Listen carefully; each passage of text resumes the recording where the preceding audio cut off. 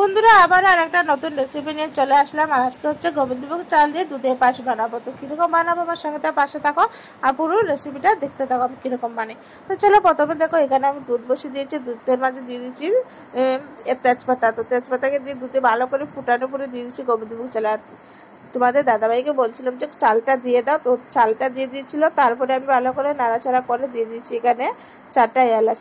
এলাচটাকে মুখটা ফাটিয়ে দিয়েছি, গন্ধটা বেশ ভালো আসবে। তারপর দেখো ভালো করে নাড়াচাড়া করার পর ভীষণই সুন্দর করে আমার গোবিন্দভোগ চালটা মানে সিদ্ধ হয়ে গেছে। তো পায়েসটাকে স্পেশাল করার জন্য এখানে আমি নিয়েছি মিল্কি মেড। এগুলো খুব সুন্দর মানে হয়েছিল বন্ধুরা, এইটা দেওয়ার পরে দারুণ হয়েছিল খেতে।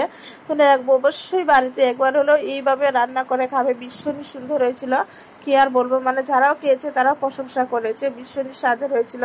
তারপরে দেখো এখানে ভালো করে কিন্তু চালটা ফুটিয়ে গেছে। তারপরে দিয়ে দিচ্ছি এখানে আমি চিনি, আর চিনিটা দেওয়ার পরে দিয়ে দিচ্ছি এখানে আমি কিশমিশ। তো আমার যে কাজুটা ছিল না, জাস্ট আমি যতটুকু আমার হাতের কাছে ছিল আমি অতটুকু দিয়ে বানিয়েছি, কিন্তু অসাধারণ হয়েছিল।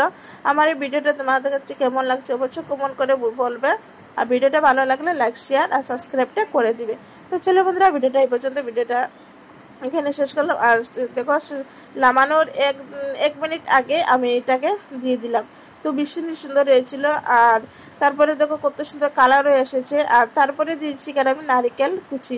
নারিকেলটা আমার ঘরে ছিল, আমি ভুলে গেছিলাম, মোটা তুললাম না, নারিকেলটা দিয়ে দিই আরও সুস্বাদু করে দিবে।